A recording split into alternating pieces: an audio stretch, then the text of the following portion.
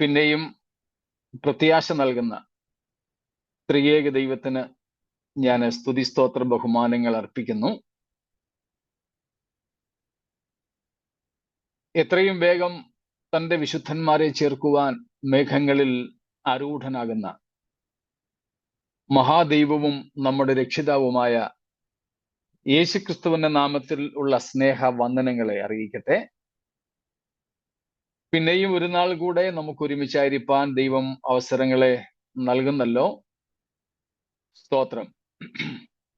മുൾക്കിരീടധാരിയായി നമ്മുടെ രക്ഷയുടെ വില കൊടുത്ത് നമ്മെ വീണ്ടെടുത്ത കർത്താവ് എത്രയും വേഗം പൊൻകിരീടധാരിയായി ഒന്നല്ല അനേകം രാജമുടികൾ അണിഞ്ഞവനായി തന്നെ പ്രത്യക്ഷനാകും എന്ന പ്രത്യാശ നെഞ്ചിടത്തിൽ ഏറ്റിക്കൊണ്ട് മുൻപോട്ട് പോകുന്ന വിശുദ്ധന്മാർക്കായിട്ട് സ്തോത്രം. ആ പ്രത്യാശയാൽ നമ്മുടെ മുൻപിൽ വരുന്ന സകല കഷ്ടതകളെയും അതിജീവിപ്പാൻ ദൈവം പിന്നെയും ശക്തി പകരുന്നു. അതിനായിട്ട് സ്തോത്രം ചെയ്യുകയാണ്. ദൈവത്തിന്റെ വചനത്തിലേക്ക് നമ്മൾ ഓടിക്കയറുകയാണ്. കഴിഞ്ഞ ദിവസങ്ങളിൽ വെളിപ്പാട് പുസ്തകം 18-ാം അധ്യായമായിരുന്നു നാം ചിന്തിച്ചു കൊണ്ടിരുന്നത്. അതിൽ മഹദിയാം ബാബിലോൺ നിപതിക്കുന്നതായി, ന്യായം വിധിക്കപ്പെടുന്നതായി നമ്മൾ കണ്ടു. 17-ഉം 18-ഉം അധ്യായങ്ങളിൽ ബാബിലോണിന്റെ പതനത്തെ പറ്റിയുള്ള 2 ആശയങ്ങളാണ് നമ്മൾ പഠിച്ചത്. ഒന്ന്, 17-ാം അധ്യായത്തിൽ മത ബാബിലോണും 18-ാം അധ്യായത്തിൽ വ്യാവസായിക ബാബിലോണും, അല്ലെങ്കിൽ ലോക മതവ്യവസ്ഥയുടെയും ലോക സമ്പദ് വ്യവസ്ഥയുടെയും പതനം, ന്യായവിധിയാണ് ഈ 2 അധ്യായങ്ങളിൽ. 17-ാം അധ്യായത്തിലെ മതബാബിലോണിനെ നശിപ്പിക്കുവാൻ ദൈവം എതിർക്രിസ്തുവിനെയും അവന്റെ ഭരണകൂടത്തെയും തന്നെ ഉപയോഗിക്കുമ്പോൾ, എതിർക്രിസ്തുവിന്റെ നേതൃത്വത്തിൽ ലോകത്തെ അടക്കി ഭരിക്കുന്ന രാഷ്ട്രീയവും സാമ്പത്തികവുമായ ബാബിലോണിന്റെ പതനം ദൈവം നേരിട്ട് നടത്തുന്നതായി നമ്മൾ കണ്ടു. ദൈവം തൻ്റെ നീതിയും മഹത്വവും പ്രതികാരവുമൊക്കെ വെളിപ്പെടുത്തുന്നതാണ് 18-ാം അധ്യായത്തിലെ ബാബിലോണിന്റെ വീഴ്ച. 3 ആശയങ്ങളാണ് അവിടെ, 4 ആശയങ്ങളാണ് പ്രധാനമായും 18-ാം അധ്യായത്തിൽ നമ്മൾ കണ്ടത്. അക്ഷരീക ബാബിലോണാണ് അവിടെ പറയപ്പെടുന്ന മഹദിയാം ബാബിലോൺ എന്ന ഒരാശയം. അല്ല, ബാബിലോൺ എന്ന പേരുണ്ട് എങ്കിലും എതിർക്രിസ്തുവിന്റെ ഭരണ തലസ്ഥാനമായിരിക്കുന്ന റോമിനെ കുറിച്ചാണ് അത് പറയുന്നത് എന്നൊരാശയം. 3, അല്ല, ഈ 2 അക്ഷരീക പട്ടണങ്ങളുമല്ല അവിടുത്തെ വിഷയം, പകരം ഒരു വ്യവസ്ഥിതി മാത്രമാണ്. പ്രത്യേകിച്ച് അന്നത്തെ സമ്പദ് വ്യവസ്ഥയെ നശിപ്പിക്കുന്നതിനെ പറ്റി ആണ് അവിടുത്തെ സൂചന. ഇതാണ് 3-ാമത്തെ ആശയം. 4-ാമത്തെ ആശയമാണ്, ഇത് അക്കാലത്ത് നടക്കുന്ന ഒരു സംഭവം മാത്രമല്ല, എക്കാലത്തും ലോകത്തിൽ ഉള്ള ലോക അല്ലെങ്കിൽ ലൗകികമായ ദൈവിക വ്യവസ്ഥയിൽ നിന്നും അകന്നുള്ള ലൗകിക വ്യവസ്ഥയുടെ മേൽ ദൈവന്യായവിധിയെ കാണിക്കുന്നതാണ് എന്നിങ്ങനെയുള്ള 4 പ്രധാന ആശയങ്ങൾ നാം അതിൽ നിന്ന് കാണുകയുണ്ടായി.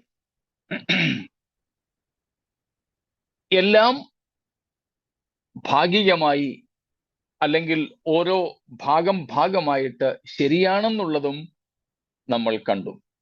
തീർച്ചയായും ഇത് ദൈവത്തിന്റെ ന്യായവിധിയുടെ ഒരു പൊതുതത്വം എന്ന നിലയിൽ എക്കാലത്തുമുള്ള ദൈവിക ന്യായവിധിയുടെ ഒരു സിദ്ധാന്തമായിട്ട് നമുക്ക് മനസ്സിലാക്കാം.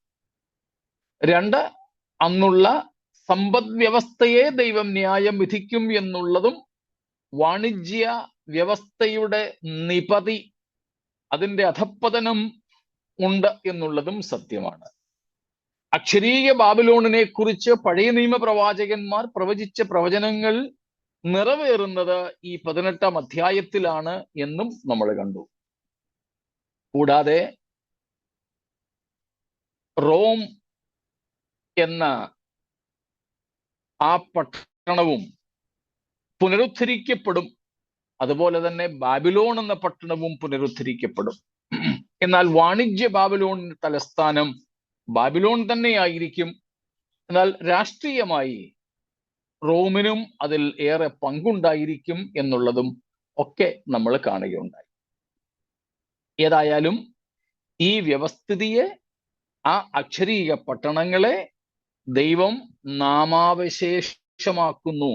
ദൈവം അവയ്ക്കൊക്കെ കൊടുത്ത മാനസാന്തരത്തിനുള്ള സമയങ്ങളെ അവഗണിച്ചതുകൊണ്ട് ദൈവം അവരെ ന്യായം വിധിക്കുന്ന ഭീകരമായ ഒരു വസ്തുതയാണ് നാം ഈ അധ്യായങ്ങളിൽ കാണുന്നത്.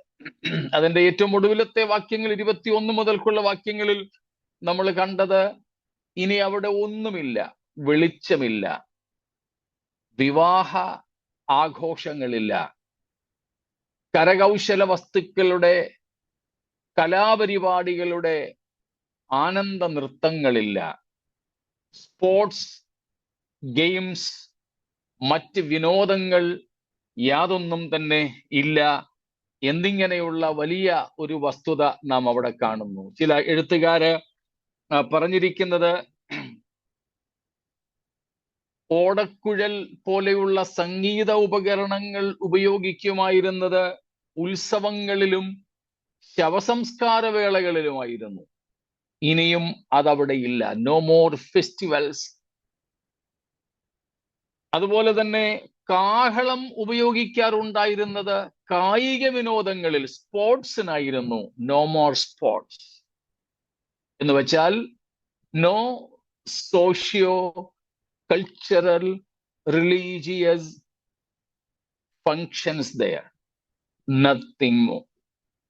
ഇനിയും ഒരു കലാ, സാംസ്കാരിക, സാമൂഹിക, മതപരമായ ചടങ്ങുകളും ആഘോഷങ്ങളും ഇല്ലാത്തതുപോലെ അവയെല്ലാം നാമാവശേഷമായി. വീടുകളിലെ സന്തോഷത്തിന്റെയും സമൃദ്ധിയുടെയും പ്രതീകങ്ങളായിരുന്നു മിൽസ്റ്റോൺസ് അഥവാ തിരികല്ലുകൾ. അവിടെ അതിൻ്റെയും ശബ്ദം ഇനി കേൾപ്പാനില്ല എന്ന് പറഞ്ഞാൽ കുടുംബജീവിതം പോലും ഇല്ല. വീടുകളിൽ ഇനിയും വെപ്പും കുടിയും ഇല്ല. അതിനാള് വേണ്ടേ? ഇല്ല. അപ്പോൾ അങ്ങനെ വളരെ ലളിതമായ സംഗതികൾ മുതൽ ഗൗരവമേറിയ സംഗതികൾ വരെയുള്ള എല്ലാ ആഘോഷങ്ങളും ഇല്ലാതെയായി. വെളിച്ചമില്ലാത്ത, ആഘോഷങ്ങളില്ലാത്ത, ആൾക്കാരില്ലാത്ത, കുടുംബങ്ങളില്ലാത്ത, വിവാഹമില്ലാത്ത, സാമൂഹിക സാംസ്കാരിക കലാപരിപാടികളൊന്നുമില്ലാത്ത, സന്തോഷിക്കാൻ ഒരു വകയുമില്ലാത്ത അവസ്ഥയിലേക്ക് ബാബിലോൺ നശിക്കുന്നു, ന്യായം വിധിക്കപ്പെടുന്നു എന്ന ഭീകരമായ ചിത്രമാണ് നാം 18-ാം അധ്യായത്തിൽ കണ്ടത്. അതൊക്കെ പഴയ നിയമത്തിൽ പല പ്രവാചകന്മാരും പ്രവചിച്ചതായിട്ടും നാം കാണുന്നുണ്ട്. യിരെമ്യാവ് 25:10, 7:14, 16:19 ഒക്കെ നാം അതിൽ ചില വാക്യങ്ങൾ ഇതിനോടകം കണ്ടു കഴിഞ്ഞതുമാണ്.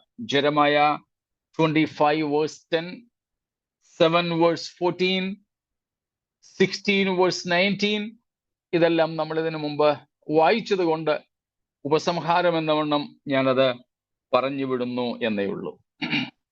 അതുപോലെ നാം 18-ാമത്തെ അധ്യായത്തിന്റെ ഒടുവിൽ കാണുന്നത്, അതിനോടൊപ്പം നമ്മൾ വായിക്കാതെ വിട്ട ഒരു വാക്യമുണ്ട്. നഹൂം 3:14 നിനവയെ കുറിച്ചുള്ള ഒരു പ്രവചനമാണ്. നഹൂം 3:14, 3:14 നഹൂം.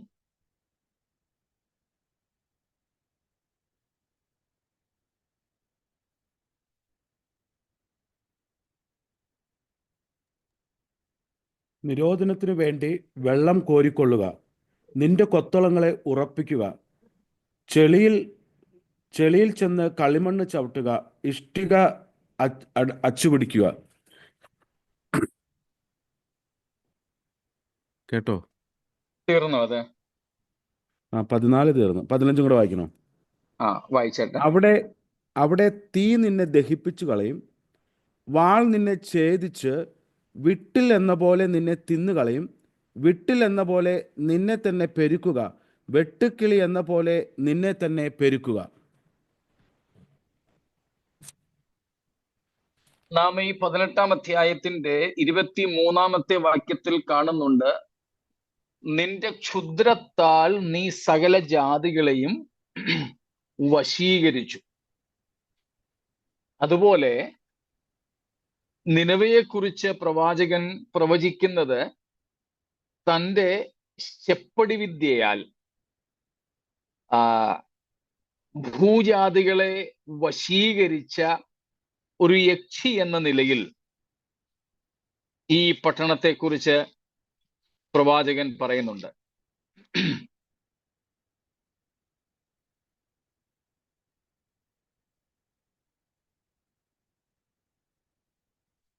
അപ്പം അതിൻ്റെ താഴോട്ടുള്ള വാക്യങ്ങളിലും കാണുന്നത്, ഈവൻ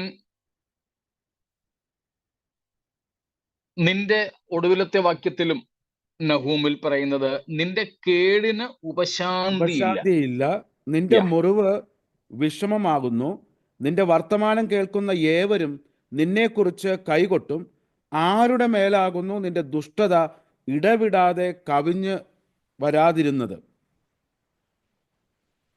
അപ്പം ഈ അധ്യായത്തിൽ ഈ പട്ടണത്തിന്റെ നാശത്തെക്കുറിച്ച് പറയുന്നത് പോലെയാണ് ബാബിലോണിനെ കുറിച്ച് ഈ 18-ാമത്തെ അധ്യായത്തിൽ വെളിപ്പാട് പുസ്തകത്തിൽ നാം കാണുന്നത്. അതുപോലെ യെഹെസ്കേൽ 24-ന്റെ 6-ാമത്തെ വാക്യത്തിലും എസെക്കിയേൽ 24:6 അവിടെയും മറ്റൊരു പട്ടണത്തെ വായിച്ചോ.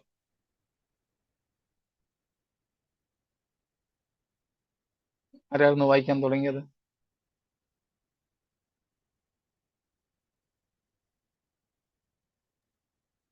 അതുകൊണ്ട് യഹോവയായ കർത്താവ് ഇപ്രകാരം അരുളി ചെയ്യുന്നു, അകത്ത് ക്ലാവുള്ളതും.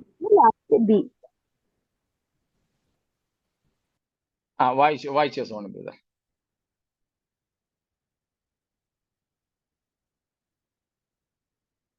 സോണി ബ്രദർ വായിച്ചോ.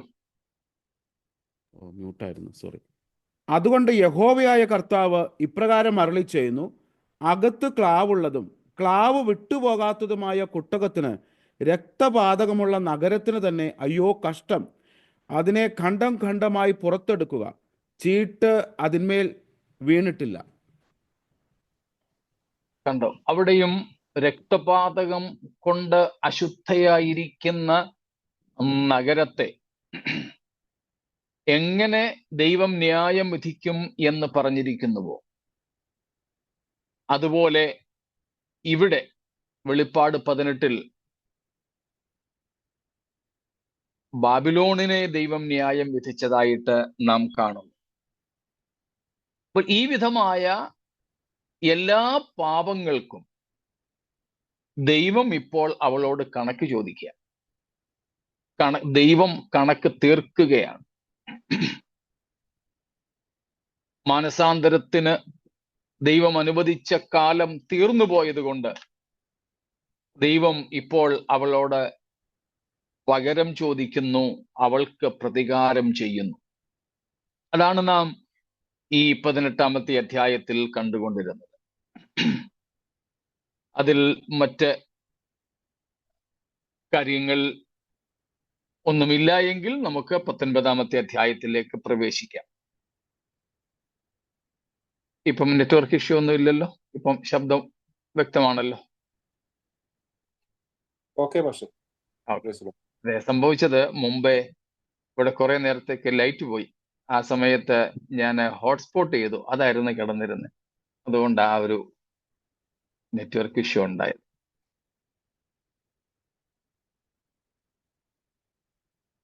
18-ാം അധ്യായത്തിൽ മറ്റ് സംശയങ്ങളൊന്നുമില്ലെങ്കിൽ നമുക്ക് ബൈബിളിലെ തന്നെ ഏറ്റവും പ്രധാനപ്പെട്ട അധ്യായമായ വെളിപ്പാട് 19-ാം അധ്യായത്തിലേക്ക് പ്രവേശിക്കാം.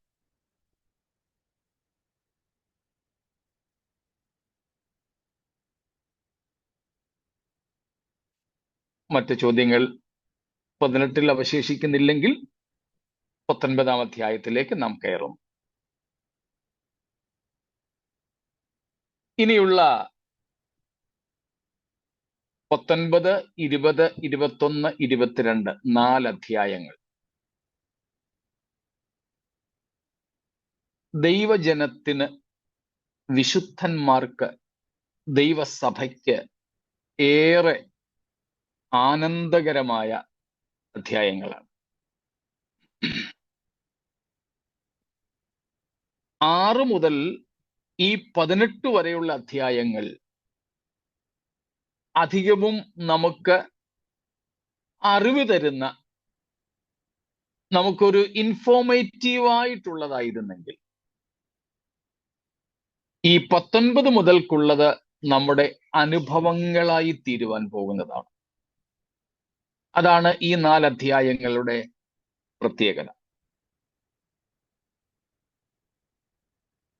വെളിപ്പാട് പുസ്തകത്തിലെ 1-ാമത്തെ അധ്യായം കർത്താവായ യേശു ക്രിസ്തുവിന്റെ തേജസ്സിന്റെ വെളിപ്പാടായിരുന്നു. 2ഉം 3ഉം അധ്യായങ്ങൾ ഇന്ന് ഈ വർത്തമാനകാലത്ത് നടക്കുന്ന സഭയുടെ പ്രത്യേകിച്ച് 7 വിധമായ അവസ്ഥകളായിരുന്നു. 4ഉം 5ഉം അധ്യായങ്ങൾ, 4-ാമത്തെ അധ്യായം സ്വർഗത്തിന്റെ ഒരു ദർശനവും, 5-ാമത്തെ അധ്യായം നമ്മുടെ വീണ്ടെടുപ്പുമായി ബന്ധപ്പെട്ട് വളരെ പ്രാധാന്യമർഹിക്കുന്നതും ദൈവകുഞ്ഞാടായ ക്രിസ്തു യേശുവിന്റെ വീണ്ടെടുപ്പുകാരൻ എന്ന നിലയിലുള്ള വെളിപ്പാടിന്റെ അധ്യായവുമായിരുന്നു. അങ്ങനെ 1 മുതൽ 5 വരെയുള്ള അധ്യായങ്ങളും 19 മുതൽ 22 വരെയുള്ള അധ്യായങ്ങളുമാണ് നമ്മുടെ വ്യക്തിപരമായ അനുഭവങ്ങളുമായി ഏറെ ബന്ധപ്പെട്ട് കിടക്കുന്ന അധ്യായം.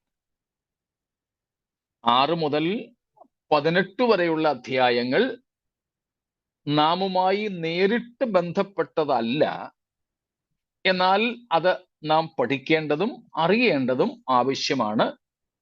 അതിനുവേണ്ടിയാണല്ലോ നമുക്ക് ഈ പുസ്തകത്തിൽ അത് എഴുതി തന്നിരിക്കുന്നത്. നമ്മുടെ അറിവിനാണ് അവിടെ കൂടുതൽ പ്രാധാന്യം. അപ്പോൾ തന്നെ ദൈവം ഭാവിയിൽ എന്ത് ചെയ്യാൻ പോകുന്നു എന്നുള്ളത് അറിഞ്ഞ് നമുക്ക് അത് നിമിത്തവും സന്തോഷിക്കുവാനും ദൈവത്തെ മഹത്വപ്പെടുത്തുവാനും സ്വന്തം ജീവിതത്തെ ക്രമപ്പെടുത്തുവാനും സഹായകമാകും. All this is chapter 19 is one of the golden or precious chapters in the Bible. ഇനിയുള്ള 4 അധ്യായങ്ങൾ, പ്രത്യേകിച്ച് 19, 20 അധ്യായങ്ങളിലാണ് കൂടുതൽ വിഷയങ്ങളുള്ളത്. 21ഉം 22ഉം നിത്യതയാണ്. ഈ 19-ാമത്തെ അധ്യായം മുതൽ നാം നോക്കുമ്പോൾ ഈ ഭാഗങ്ങളിലുള്ള പ്രധാനപ്പെട്ട ചില കാര്യങ്ങളെ നമുക്ക് നോക്കാം. അതിനുശേഷം അതിൻ്റെ വ്യാഖ്യാനങ്ങളിലേക്കും വിശദീകരണങ്ങളിലേക്കും നമുക്ക് വരും. ഇനിയുള്ള ഭാഗങ്ങൾ അധികം വ്യാഖ്യാനങ്ങൾ ആവശ്യമില്ലാത്ത ഭാഗങ്ങളാണ്, നമുക്കറിവുള്ള ഭാഗങ്ങളാണ്.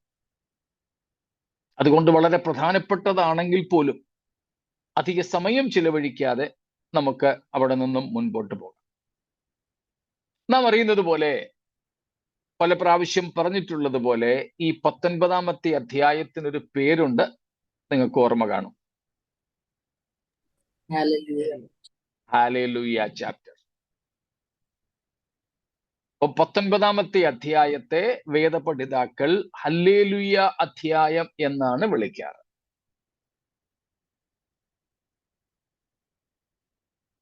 കാരണം പുതിയ നിയമത്തിൽ ഹല്ലേലൂയ എന്ന പദം ആകെ കൂടെ കാണുന്നത് ഈ അധ്യായത്തിലാണ്.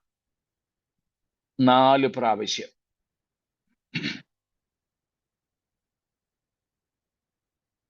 ഹല്ലേലൂയ എന്ന എബ്രായ പദം, it's a Hebrew word. Hallelujah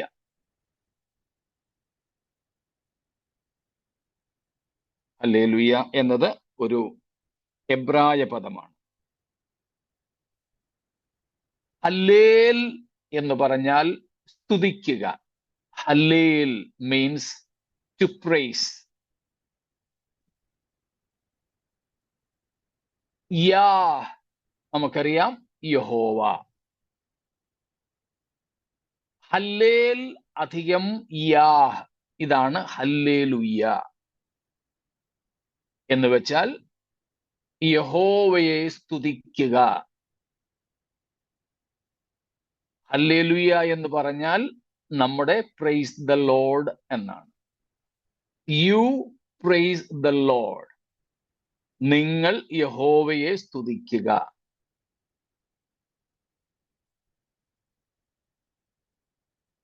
Greek അല്ലേലുയ എന്നാണ്. ഹായിക്ക് പകരം ആ, അല്ലേലുയ. ഗ്രീക്കിൽ എഴുതുമ്പോൾ എ ആണ്, അൽഫ ആണെങ്കിലും ഉച്ചാരണം ഹാ തന്നെയാണ്. ഒരു പദത്തിൽ ഏറ്റവും ആദ്യം എ അല്ലെങ്കിൽ ആൽഫ എന്ന അക്ഷരം വന്നാൽ അതിനെ ഹ എന്ന് ഉച്ചരിക്കണം എന്നാണ് ഗ്രീക്കിന്റെ നിയമം. അതുകൊണ്ട് എഴുതുന്നത് ഹല്ലേലൂയ എന്നാണെങ്കിലും വായിക്കുന്നത് ഹല്ലേലൂയ എന്ന് തന്നെയാണ്. ഹല്ലേലൂയ, ഹോസന്ന, ആമീൻ, ഈ 2-3 പദങ്ങളാണ് തർജ്ജമ കൂടാതെ അങ്ങനെ തന്നെ ട്രാൻസ്ലിറ്ററേറ്റ് ചെയ്ത് നമ്മുടെ ഭാഷയിലേക്ക് വന്നിട്ടുള്ളത്. ഹല്ലേലൂയ നമ്മുടെ ഒന്നും ഭാഷയല്ല, ഭൂമിയിലെ ഒരു ഭാഷയുമല്ല. അതുപോലെ ഹോസന്ന, ഹോശന്ന, ഹിന്ദിയിൽ കുറച്ചുകൂടെ ആ പദം നന്നായിട്ട് മനസ്സിലാക്കാൻ പറ്റും. ഹോസന്ന. സന്ന എന്ന് പറഞ്ഞാൽ ഈ പറഞ്ഞതുപോലെ സ്തുതി. ഹോസന്ന, ദൈവത്തെ സ്തുതിക്കുവാനുള്ള ആഹ്വാനം തന്നെയാണത്. ആമീനിന്റെ അർത്ഥം നമുക്കറിയാം. അങ്ങനെ തന്നെ, അപ്രകാരം തന്നെ ആകട്ടെ. അതിനെക്കുറിച്ച് പിന്നീടും നമ്മൾ നോക്കുന്നുണ്ടായിരിക്കും. ഇതൊരു മുഖവുരയായി ഈ അധ്യായത്തെ പറ്റി പറഞ്ഞു വന്നേ ഉള്ളൂ. അങ്ങനെ ഈ അധ്യായത്തെ ഹല്ലേലൂയ അധ്യായം എന്ന് വിളിക്കുന്നു. മുമ്പേ പറഞ്ഞതുപോലെ അതിൻ്റെ വ്യാഖ്യാനത്തിലേക്കും വിശദീകരണത്തിലേക്കും പോകുന്നതിന് മുമ്പ് ഈ 4 അധ്യായങ്ങളിലെ പ്രധാനപ്പെട്ട വിഷയങ്ങളെ ഒന്നും കൂടെ നമുക്ക് വിഭജിച്ച് പഠിക്കാം. ഈ പുസ്തക പഠനത്തിന്റെ, വെളിപ്പാട് പുസ്തക പഠനത്തിന്റെ ആദ്യത്തെ ദിവസങ്ങളിൽ നമ്മൾ അധ്യായമായിട്ട് ഓരോ അധ്യായത്തിലെയും പ്രധാന വിഷയങ്ങളെ പറ്റി പഠിച്ചിരുന്നു. എനിക്ക് ഓർമ്മയുണ്ടത്. ഈ പറയുന്ന ചില കാര്യങ്ങൾ അതിൻ്റെ ആവർത്തനമായിരിക്കും. എങ്കിലും അന്ന് നമ്മോടുകൂടെ ഇല്ലാതിരുന്നവർക്ക് അത് പ്രയോജനകരമാവുകയും അന്ന് ഉണ്ടായിരുന്നവർക്ക് ഓർമ്മ പുതുക്കലും ആയിരിക്കും എന്നതുകൊണ്ട് മനഃപൂർവ്വം ഞാനത് ആവർത്തിക്കുകയാണ്.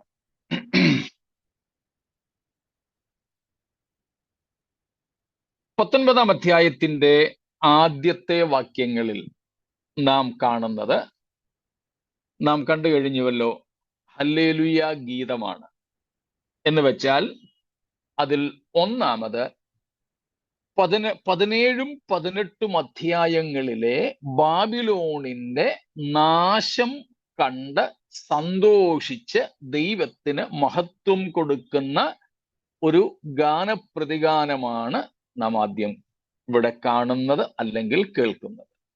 ബാബിലോണിന്റെ നാശം നിമിത്തം അവളെ ന്യായം വിധിച്ച ദൈവത്തെ സന്തോഷത്തോടെ വാഴ്ത്തുന്നതാണ് ആദ്യം. The first aspect in chapter 19 is a universal praising of the Lord for judging the Babylons or Babylon. ബാബിലോണുകളെ അല്ലെങ്കിൽ ബാബിലോണിനെ എന്ന് തന്നെ പറയാം, ന്യായം വിധിച്ചതിനാൽ സന്തോഷത്തോടെ ദൈവത്തെ ആർപ്പിട്ട് സ്തുതിക്കുന്നതാണ് 19-ാം അധ്യായത്തിലെ ആദ്യത്തെ ഭാഗങ്ങൾ. അതിന്റെ 1 മുതൽ നാം കാണുന്നത് ഏതാണ്ട് 5 വരെയുള്ള വാക്യങ്ങളിൽ അത് തന്നെയാണ് നാം കാണുന്നത്. Verses 1 to 5 is that particular joyous praising of the Lord for having judged the Babylons. രണ്ടാമത് നാം കാണുന്നത് a joyous praise together for the coronation of the King, the Christ. Praising as Jesus Christ has taken up the rule of the universe. യേശു ക്രിസ്തു അല്ലെങ്കിൽ ദൈവത്തിന്റെ രാജ്യസ്ഥാപനം നിമിത്തം ക്രിസ്തു രാജഭരണം ഏറ്റെടുത്തു എന്നതിനാൽ, അല്ലെങ്കിൽ യേശു ക്രിസ്തുവിന്റെ വാഴ്ച തുടങ്ങുന്നതിൽ സന്തോഷിച്ച് ദൈവത്തെ വാഴ്ത്തുന്ന ആർപ്പിടിയിലാണ് രണ്ടാമത്തേത്. അതാണ് നാം 6-ാമത്തെ വാക്യത്തിൽ കാണുന്നത്.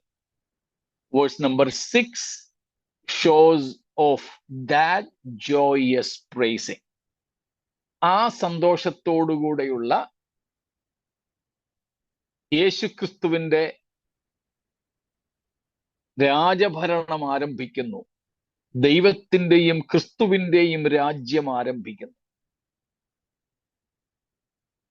ദാനിയേൽ പ്രവചനം 2:34-35, 44-45 വാക്യങ്ങളിൽ പറഞ്ഞിരിക്കുന്നത് പോലെ സകല മാനുഷിക ഭരണകൂടങ്ങളെയും മാറ്റിക്കൊണ്ട് ദൈവീക ഭരണം ഇനാഗുറേറ്റ് ചെയ്യപ്പെടുന്നു, ഉദ്ഘാടനം ചെയ്യപ്പെടുന്നു. ആ സന്തോഷത്തിൽ ദൈവത്തെ സ്തുതിക്കുകയാണ്. ഏറ്റവും ഒടുവിലത്തെ മാനുഷിക ഭരണകൂടമായിരുന്നു എതിർ ക്രിസ്തുവിൻ്റെത്. യേശുക്രിസ്തു അവനെ നീക്കി ലോകഭരണം ദൈവത്തിനും അവന്റെ ക്രിസ്തുവിനും ആയിരിക്കുന്നു എന്ന് നാം കാണുന്നു. 6-ാം വാക്യത്തിന്റെ ഒടുവിൽ കാണുന്നു, സർവശക്തിയുള്ള നമ്മുടെ ദൈവമായ കർത്താവ് രാജത്വമേറ്റിരിക്കുന്നു. മൂന്നാമത്തെ കാര്യമാണ് നാം കാണുന്നത് the joy of the marriage of the Lamb. The joy of the marriage of the Lamb. കുഞ്ഞാടിന്റെ കല്യാണത്തിന്റെ സന്തോഷമാണ് മൂന്നാമത്തേത്. സ്തോത്രം. The third joy and praises is for the marriage of the Lamb of God. കുഞ്ഞാടിന്റെ കല്യാണത്തിന്റെ സന്തോഷം, അതിലും ആർപ്പിടാനാണ് പറയുന്നത്. അതാണ് നാം 7, 8, 9 വാക്യങ്ങളിൽ കാണുന്നത്. 7, 8, 9 വാക്യങ്ങൾ. അതിനോട് ചേർന്ന് തന്നെ നമുക്ക് വേണമെങ്കിൽ ഒരു കാര്യവും കൂടെ കൂട്ടിച്ചേർക്കാം. the marriage of the Lamb of God. ഒന്നാം ഭാഗം നമ്മൾ കണ്ടത് അതിലെ സന്തോഷമാണ്. നാലാമത്തേതായിട്ട് നമ്മൾ കാണുന്നത് കുഞ്ഞാടിന്റെ കല്യാണത്തെക്കുറിച്ച് തന്നെയാണ്. കുഞ്ഞാടിന്റെ കല്യാണം. വേണമെങ്കിൽ അത് രണ്ടും കൂടെ ഒന്നിച്ചും മനസ്സിലാക്കാം. അത് നിങ്ങൾ ഇഷ്ടം പോലെ എഴുതുകയോ നോട്ട് ചെയ്യുകയോ ആകാം. കുഞ്ഞാടിന്റെ കല്യാണവുമുണ്ട്, ആ കല്യാണത്തിന്റെ ആഘോഷം, സന്തോഷവുമുണ്ട്.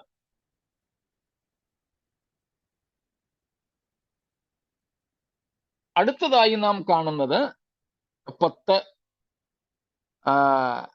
10ാമത്തെ വാക്യത്തിൽ നാം കാണുന്നത് John tries to worship the angel, but he is corrected. യോഹന്നാൻ ദൂതനെ ആരാധിക്കുന്നു, പക്ഷേ ദൂതൻ യോഹന്നാനെ വിലക്കുന്നു. അപ്പൊ ദൂതൻ യോഹന്നാനെ ആരാധനാ വിഷയത്തിൽ ശാസിക്കുന്ന അല്ലെങ്കിൽ ഉപദേശിക്കുന്ന വിഷയമാണ് 10ാമത്തെ വാക്യം. John is corrected in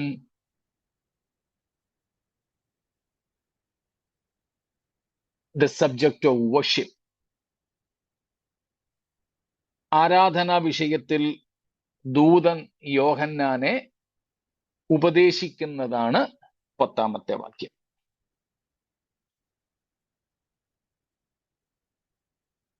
അടുത്തത് 11 മുതൽ 16 വരെയാണ്.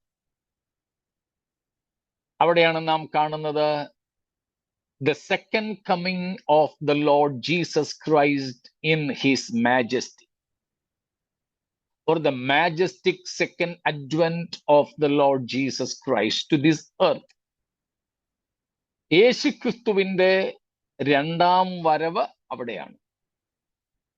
രണ്ടാം വരവ് എന്ന് പറയുന്നത് ക്രിസ്തു തൻ്റെ മഹത്വത്തോടെ, ക്രിസ്തു തൻ്റെ തേജസ്സോടെ ഭൂമിയിലേക്ക് വരുന്ന രണ്ടാമത്തെ വരവ്. ഇവിടെ യേശുക്രിസ്തുവിന്റെ മേഘപ്രത്യക്ഷതയും യേശുക്രിസ്തുവിന്റെ തേജസ്സിന്റെ പ്രത്യക്ഷതയും തമ്മിൽ വേർതിരിച്ച് പഠിക്കേണ്ടതുണ്ട്. നമ്മൾ കാത്തിരിക്കുന്നത് കർത്താവായ യേശു മണവാളനായി വരുന്ന വരവിനെയാണ്.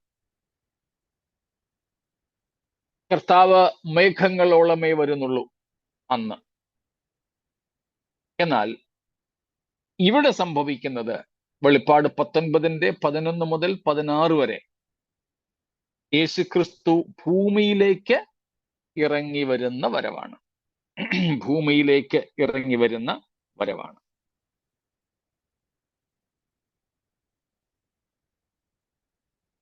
സ്തോത്രം.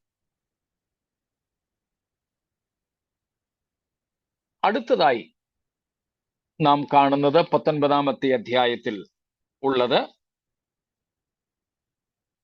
പ്രത്യേകിച്ച് അതിൻ്റെ 17 മുതൽ കൊണ്ട് അവിടെ നാം കാണുന്നത് എതിർക്രിസ്തുവിന്റെ നേതൃത്വത്തിൽ യേശുക്രിസ്തുവിനെതിരായിട്ടുള്ള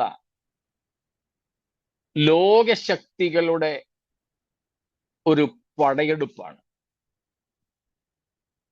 എതിർക്രിസ്തുവിന്റെ നേതൃത്വത്തിൽ നമ്മുടെ കർത്താവായ യേശുക്രിസ്തുവിനെതിരായി മാനുഷ്യവും പൈശാചികവുമായ ശക്തികൾ അല്ലെങ്കിൽ ദുഷ്ടശക്തികൾ പടയെടുക്കുന്ന അല്ലെ പടയൊരുക്കുന്ന ഒരവസ്ഥയാണ്. അതിൻ്റെ 17 മുതൽക്ക് തന്നെ ഉണ്ട്. പ്രത്യേകിച്ച് അതിൻ്റെ 19ഉം 20ഉം വാക്യങ്ങളിലാണ് അത് കാണുന്നത്.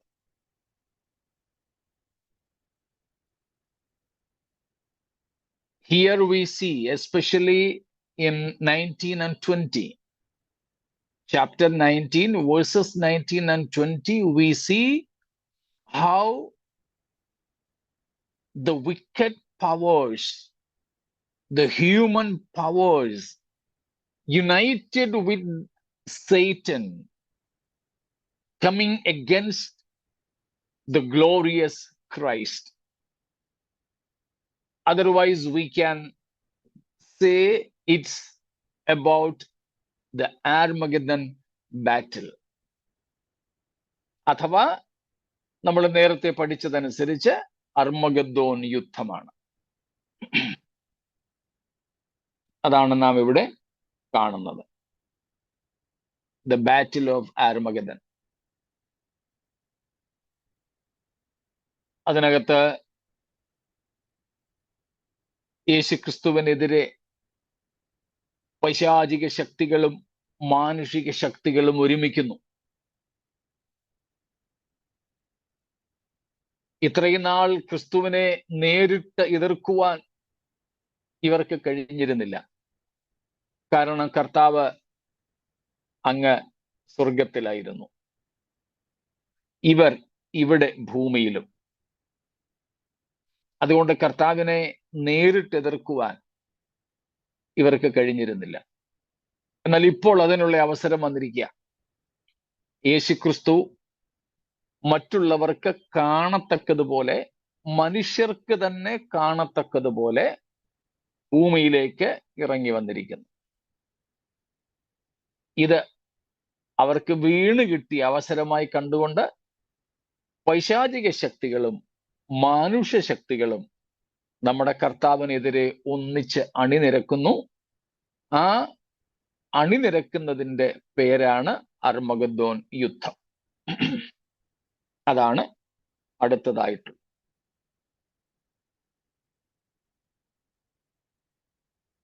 അടുത്തത് എത്രയായി? നമ്പർ വിട്ടുപോയി എന്റേത്. ഏഴാമത്തെയാ പറഞ്ഞ, ഏഴാമത്തെ. അതിനിടയ്ക്ക് ഒന്ന് ചോദിച്ചോട്ടെ. ഈ മോശ പറഞ്ഞല്ലോ കർത്താവിനെ കാണേണ്ടതിന് വേണ്ടി അപേക്ഷിച്ചല്ലോ. അപ്പോൾ ദൈവത്തിന്റെ മഹത്വത്തോടെ കാണാൻ പറ്റില്ല എന്നുള്ള കാര്യം വചനത്തിൽ നിന്ന് പഠിച്ചതാണ്. ഈ ഇവിടെ വരുന്ന കർത്താവ് മഹത്വത്തോടെ വരുമ്പോൾ ഈ ജനമൊക്കെ കാണുന്നത് കൊണ്ട് കുഴപ്പം വരുന്നില്ല ഈ കാലഘട്ടത്തിൽ? യേശുക്രിസ്തു തന്റെ മനുഷ്യത്വത്തിലാണ് ഇപ്പോൾ വരുന്നത്. യേശുക്രിസ്തു ഉയർത്തെഴുന്നേറ്റതിന് ശേഷം ക്രിസ്തുവിനെ ശിഷ്യന്മാര് കണ്ടിരുന്നല്ലോ.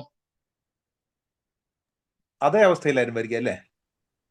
ഉയർത്തെഴുന്നേറ്റ യേശുക്രിസ്തുവിന്റെ മാനുഷിക ദേഹത്തോടുകൂടെയാണ് കർത്താവ് വരുന്നത്. Okay okay, praise the Lord.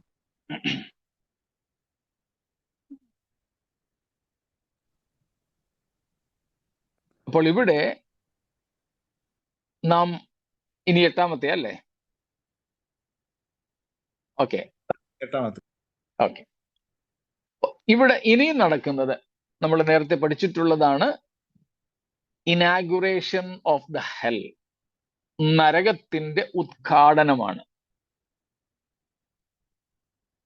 അതായത് എതിർ ക്രിസ്തുവിനെയും കള്ളപ്രവാചകനെയും ജീവനോടെ പിടിച്ച്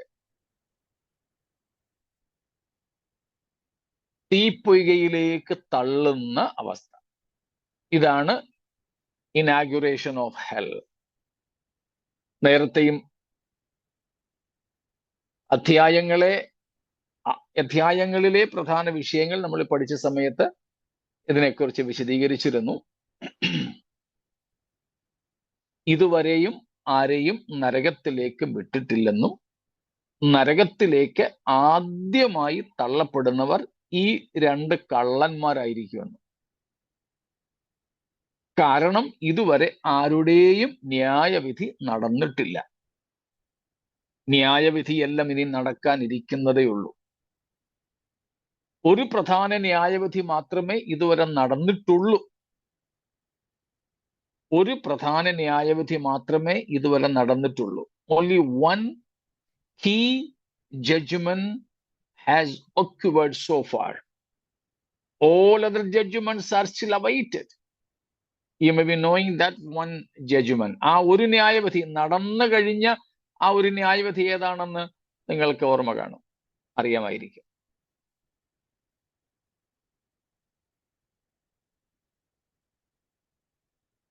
ഓർമ്മയുണ്ടോ?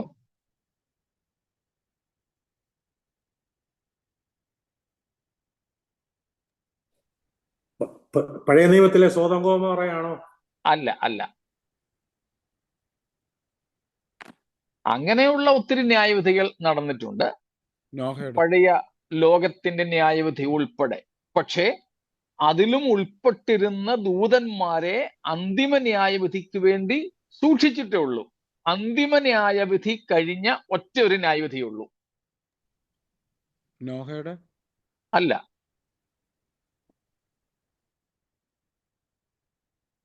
യെസ്, അലിസാൻഡി. Judgement of sin on the cross. റോമർ 8:3 വാക്യം അടിസ്ഥാനപ്പെടുത്തി യേശുക്രിസ്തുവിന്റെ ജഡത്തിൽ പാപത്തിന് ദൈവം ശിക്ഷ വിധിച്ച പാപത്തിന്റെ ന്യായവിധിയാണ് കഴിഞ്ഞത്. അന്തിമമായി തന്നെ പാപത്തിന്റെ ന്യായവിധി കഴിഞ്ഞു. അത് മാത്രമേ ഇതുവരെ തീർന്നിട്ടുള്ളൂ, പാപത്തിന്റെ ന്യായവിധി. ബാക്കി ഈ പറയപ്പെട്ട പ്രീ ആഡമിക് വേൾഡ്, ആദാമിന് മുൻപുണ്ടായിരുന്ന ലോകത്തിലെയോ ലൂസിഫറിനോടൊപ്പം സ്വർഗത്തിൽ വെച്ച് ഉണ്ടായ മത്സരത്തിന്റെയോ ഒക്കെ പങ്കാളികളായ ദൂതന്മാർ ഉൾപ്പെടെ ഉള്ളവരെ ന്യായം വിധിക്കാൻ ചങ്ങലക്കിട്ട് സൂക്ഷിച്ചിട്ടേ ഉള്ളൂ. അവരുടെ ആരുടെയും ന്യായവിധി കഴിഞ്ഞില്ല. നോഹയുടെ കാലത്ത് പ്രളയം വരുത്തിയെങ്കിലും ആ ആത്മാക്കളുടെ ന്യായവിധി ഇതുവരെ കഴിഞ്ഞിട്ടില്ല. സൊദോം ഗൊമോറയിലും ആൾക്കാർ മരിച്ചെങ്കിലും മരിച്ചവരുടെ ന്യായവിധി ഇതുവരെ കഴിഞ്ഞിട്ടില്ല. ദൂതന്മാരെ ന്യായം വിധിച്ച് തള്ളിക്കളഞ്ഞെങ്കിലും അവരുടെയും അന്തിമവിധി ശേഷിക്കുന്നതേ ഉള്ളൂ. അതുകൊണ്ട് തന്നെ നരകം ഇതുവരെ തുറന്നിട്ടില്ല, തയ്യാറാണ്. It's very much ready. The hell is very much ready for the inauguration, but not yet done. ഇവിടെ അർമഗദ്ദോൻ യുദ്ധത്തിൽ നമ്മുടെ കർത്താവായ യേശുക്രിസ്തു കള്ളക്രിസ്തുവിനെയും കള്ളപ്രവാചകനെയും ജീവനോടെ പിടിച്ച് ആ നരകപ്പൊയ്കയിലേക്ക് തള്ളുകയാണ്. അതാണ് 19-ാമത്തെ അധ്യായത്തിൽ നാം കാണുന്ന അടുത്ത സംഗതി. അതിന്റെ 20-ഉം 21-ഉം വാക്യങ്ങളാണ്. 19-ാം അധ്യായത്തിന്റെ 20-21 വാക്യങ്ങളാണത്.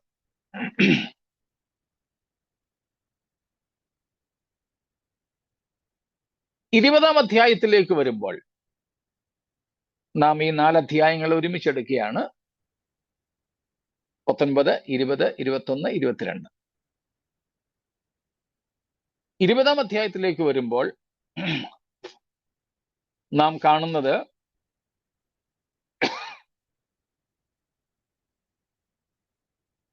ഒന്ന്, രണ്ട്, 3 വാക്യങ്ങളിൽ സാത്താനെ 1000 ആണ്ടേക്ക് അഗാധ കൂപത്തിൽ ബന്ധിക്കുന്നതാണ്.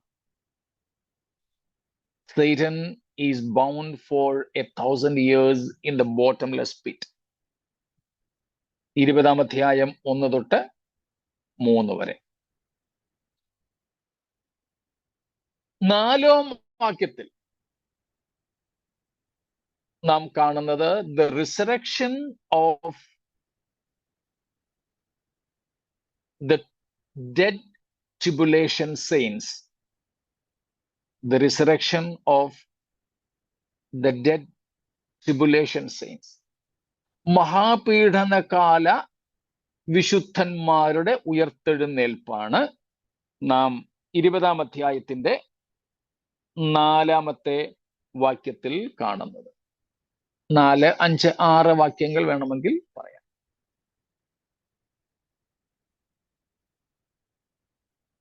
അടുത്തത് the millennial reign of Christ.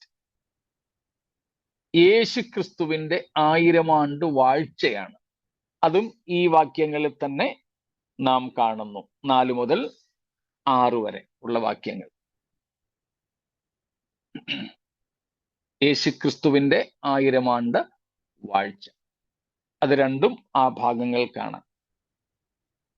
മഹാപീഡനകാല വിശുദ്ധന്മാരുടെ ഉയർത്തെഴുന്നേൽപ്പും 20:4-6 വരെയുള്ള വാക്യങ്ങളിലാണ്. യേശുക്രിസ്തുവിന്റെ 1000 ആണ്ട് വാഴ്ചയും അതേ വാക്യങ്ങളിൽ തന്നെയാണ്.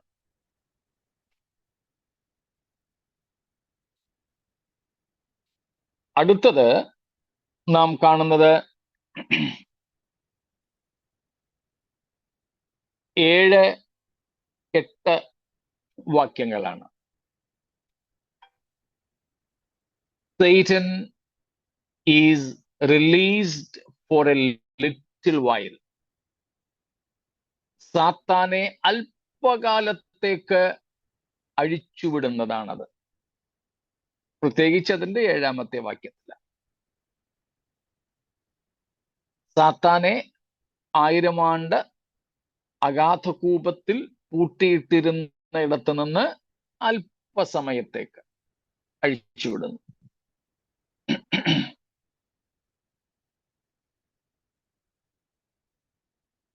അടുത്തത് അതിനോട് ചേർത്ത് 8-9 വാക്യങ്ങളിൽ നാം കാണുന്നതാണ് the final war of Gogh and Magog.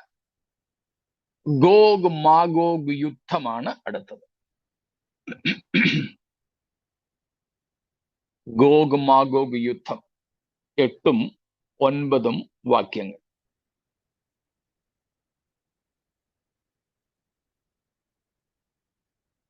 അടുത്തതാണ് 10-ാമത്തെ വാക്യം. The final judgement or condemnation of the devil Satan. സാത്താന്റെ അന്തിമ വിധി. The final defeat of the devil. സാത്താന്റെ അന്തിമ പരാജയം. അതാണ് 10-ാമത്തെ വാക്യം.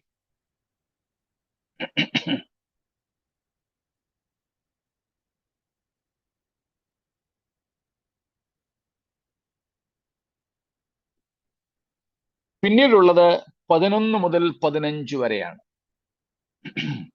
11-15 ആണ് അടുത്തത്. അത് നമുക്കറിയാം. The last and final judgement. അന്തിമ ന്യായവിധി. അതിന് പല പേരുകളുണ്ട്. The great white throne judgement. വലിയ വെള്ളസിംഹാസന ന്യായവിധി എന്നതിന് പേരുണ്ട്. Judgement of the dead. മരിച്ചവരുടെ ന്യായവിധി എന്നതിന് പേരുണ്ട്. മരിച്ചവരുടെ ന്യായവിധി. Judgement of the wicked. ദുഷ്ടന്മാരുടെ അല്ലെങ്കിൽ പാപികളുടെ ന്യായവിധി എന്നും അതിന് പേരുണ്ട്. ഇങ്ങനെ പല പേരുകളുണ്ട്. അവസാനത്തെ ന്യായവിധി ആയിരിക്കും അത്.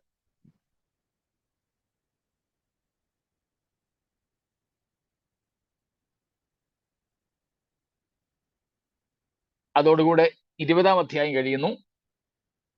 പിന്നെ 21-ഉം 22-ഉം ഒരുമിച്ചെടുക്കാം. Eternity is inaugurated. നിത്യതയുടെ തുടക്കാണ്.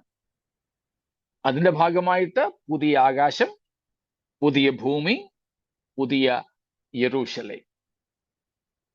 New heaven, new earth and new Jerusalem. The last or the future eternity inaugurated or commences. നമ്മള് സ്തോത്രകാഴ്ചയ്ക്ക് പാടുന്നത് പോലെ കാലമെല്ലാം കഴിയും, ഇന്ന് കാണുന്നതെല്ലാം അഴിയും, പിന്നെ പുതുയുഗം വിരിയും, തിരികെ വരാതെ നാം നിത്യതയിൽ മറയും.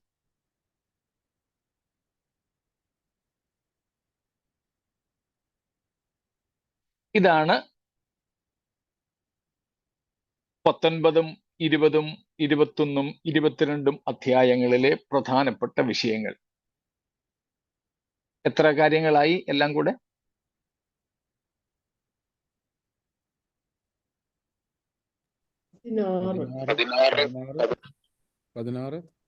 16. ഓക്കെ, എണ്ണം തെറ്റിയാലും സാരമില്ല, വിഷയങ്ങളൊക്കെ ഉണ്ടായാൽ മതി.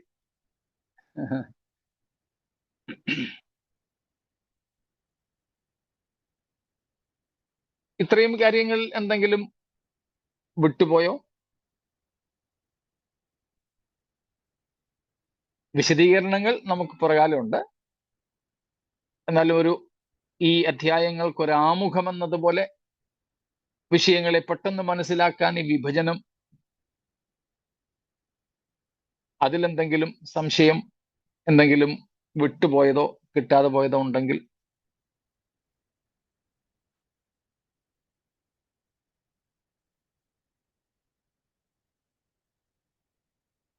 ഒന്നുമില്ല. എങ്കിൽ ഒരു 10 മിനിറ്റും കൂടെ ഉണ്ടല്ലോ, നമുക്കൊന്ന് തുടങ്ങി വെക്കാം.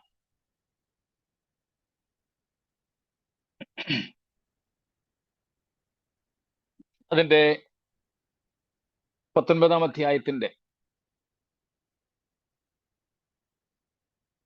1 മുതൽ 1-2 വാക്യങ്ങൾ ഒന്ന് വായിച്ചാട്ടെ. അനന്തരം ഞാൻ സ്വർഗത്തിൽ വലിയൊരു പുരുഷാരത്തിന്റെ മഹാഘോഷം പോലെ കേട്ടത്, ഹല്ലേലൂയ, രക്ഷയും മഹത്വവും ശക്തിയും നമ്മുടെ ദൈവത്തിനുള്ളത്. വേശ്യാവൃത്തി കൊണ്ട് ഭൂമിയെ വഷളാക്കിയ മഹാവേശ്യയ്ക്ക് അവൻ ശിക്ഷ വിധിച്ചു.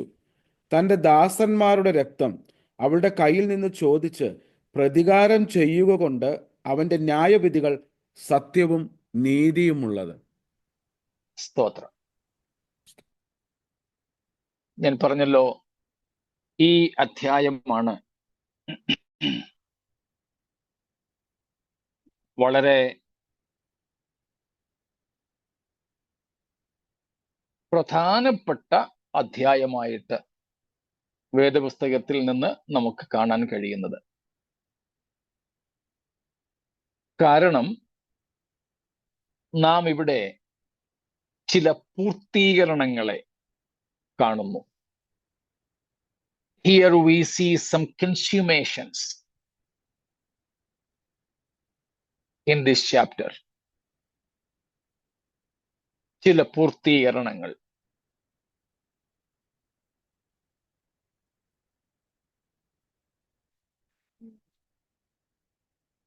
ലോകത്തിന്മേലുള്ള ന്യായവിധികളുടെ പൂർത്തീകരണം.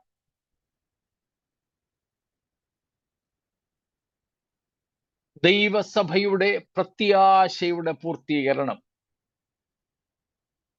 Consummation of divine judgments upon the world.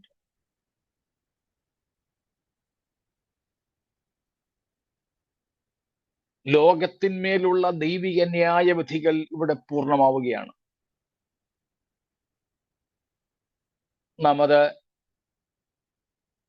16 അധ്യായത്തിൽ തന്നെ കണ്ടിരുന്നല്ലോ. 7 കലശങ്ങൾ ഒഴിച്ച്, അതായത് പകർന്ന്, ദൈവത്തിന്റെ ന്യായവിധി ആ ലോകത്തിന്മേൽ പൂർത്തീകരിക്കപ്പെടുകയാണ്. അതുപോലെ ദൈവസഭയുടെ കാത്തിരിപ്പ് ഇവിടെ പൂർത്തീകരിക്കപ്പെടുകയാണ്. The marriage of the Lamb.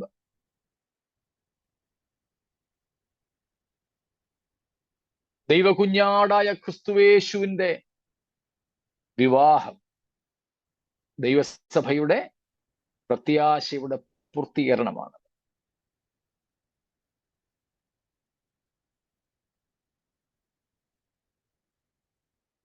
Even the consummation of the hope of the whole of creation.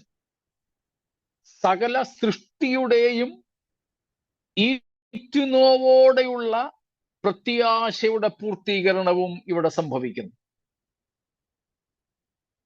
എന്താ സകല സൃഷ്ടികളുടെയും ഈറ്റുനോവോട് കൂടെയുള്ള പ്രത്യാശ,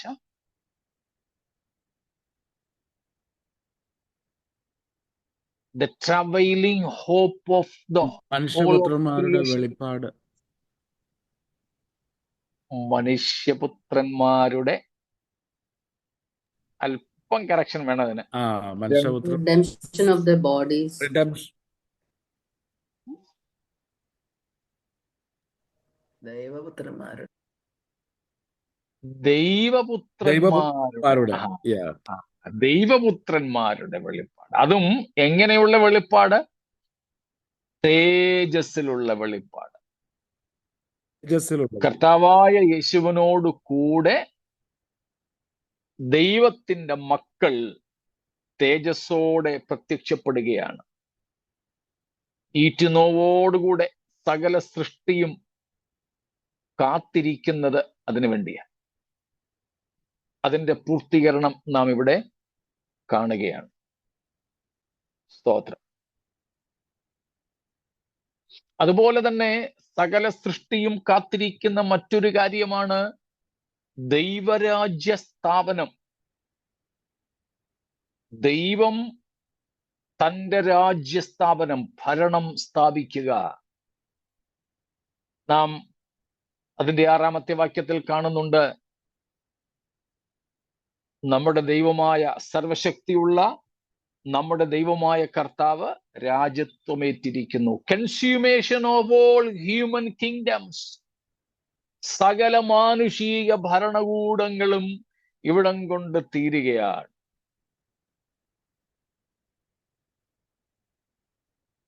തീർച്ചയായിട്ടും ദൈവം സ്ഥാപിച്ച 3 സ്ഥാപനങ്ങളുണ്ട്.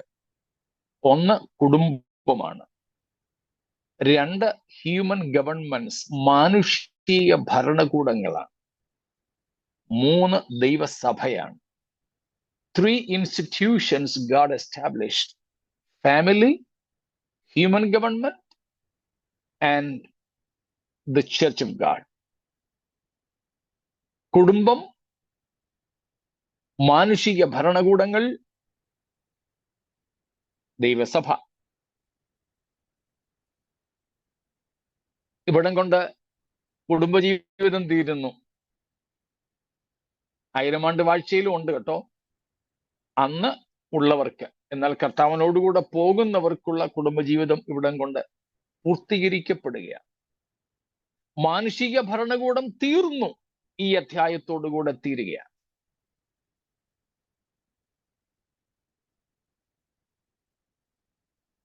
ക്രിസ്തു ഭരണം ഏറ്റെടുക്കുകയാണ്.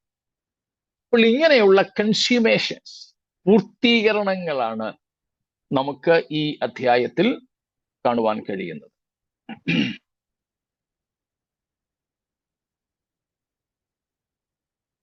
അപ്പോൾ ഇവിടെ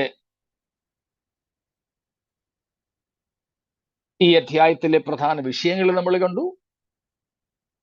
അതിൽ ആദ്യത്തെ 2-3 സംഗതികൾ വളരെ വലിയ ആനന്ദഘോഷങ്ങളാണ്. ആനന്ദഘോഷം. ദൈവം നടത്തിയ ന്യായവിധി നിമിത്തം ഉള്ള ആനന്ദമുണ്ട്. യേശുക്രിസ്തു ഭരണം ഏറ്റെടുക്കുന്നതിലുള്ള ആനന്ദമുണ്ട്. കുഞ്ഞാടിന്റെ കല്യാണത്തിന്റെ ആനന്ദമുണ്ട്. ആ നിലകളിൽ സന്തോഷവും ഇവിടെ പൂർണ്ണമാവുകയാണ്. അതാണ് നാം അതിന്റെ തുടക്കങ്ങളിൽ കാണുന്നത്. ആ ഹല്ലേലൂയ കോറസ് നമുക്കിവിടെ കാണാൻ സാധിക്കും. Verse number 1, verse number 3, 4 and 6. 1-ാമത്തെ വാക്യത്തിലും 3-ാമത്തെ വാക്യത്തിലും 4-ാം വാക്യത്തിലും 6-ാമത്തെ വാക്യത്തിലുമായിട്ടാണ് 4 പ്രാവശ്യം ഹല്ലേലൂയ എന്ന കോറസ് നമുക്ക് കാണാൻ സാധിക്കുക. പഴയ നിയമത്തിൽ പല പ്രാവശ്യം പറഞ്ഞിട്ടുണ്ട്. അതേക്കുറിച്ചൊക്കെ കർത്താവിന്റെ വരവ് താമസിച്ചാൽ നമുക്ക് നാളെ ചിന്തിക്കാം. എന്നാൽ പുതിയ നിയമത്തിൽ ആകെക്കൂടെയുള്ള ഹല്ലേലൂയ എന്ന പ്രയോഗം ഇവിടെയാണ് നമുക്ക് കാണുവാൻ കഴിയുന്നത്. 4 പ്രാവശ്യം യഹോവയെ സ്തുതിക്കുക അല്ലെങ്കിൽ ദൈവത്തെ സ്തുതിക്കുക എന്നുള്ള പ്രയോഗങ്ങൾ നമുക്ക് വേറെ ഉണ്ട്. എന്നാൽ ഹല്ലേലൂയ എന്ന ട്രാൻസ്ലിറ്ററേഷൻ അങ്ങനെ തന്നെ നമുക്കിവിടെയാണ് പുതിയ നിയമത്തിൽ കാണുവാൻ സാധിക്കുന്നത്. ഏതായാലും നമ്മുടെ പ്രത്യാശയെ ഏറെ ഉത്തേജിപ്പിക്കുന്ന, ഉദ്ദീപിപ്പിക്കുന്ന വിഷയങ്ങളാണ് ഈ 4 അധ്യായങ്ങളിലായി നമുക്ക് കാണാൻ കഴിയുക. സ്തോത്രം. ആ കർത്താവിന്റെ വേഗത്തിൽ സംഭവിപ്പാനിരിക്കുന്ന വരവിനായി നമുക്ക് ഒരുങ്ങാം. അതിനായി നമുക്ക് നമ്മെ തന്നെ സമർപ്പിക്കാം. ദൈവകരങ്ങളിൽ നമുക്ക് ഏൽപ്പിച്ചുകൊണ്ട് കർത്താവിനോട് പ്രാർത്ഥിക്കാം.